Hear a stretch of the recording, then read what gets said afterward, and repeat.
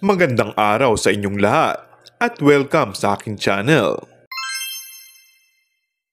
Spotted na muling magkasama ang rumored couple na sina Coco Martin at Julia Montes.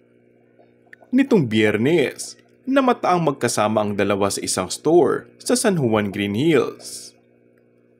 Hindi ito ang unang pagkakataong nasilayan ng publiko na magkasama ang dalawa.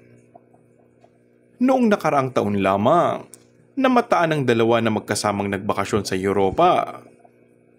Maging sa ilang event ay nakikita naman sila at hindi na nagtatago pa sa publiko.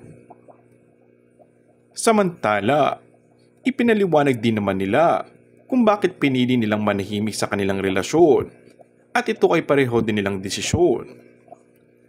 Ito rin daw ay upang makaiwas sila sa anumang intriga at kontrobersiya. Paliwanag pa ng kapamilya stars, personal choice namin yun.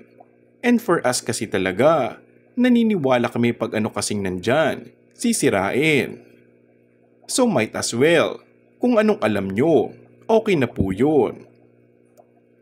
Ang bago lang siguro ngayon, ibig sabihin, yung pagiging open namin ngayon.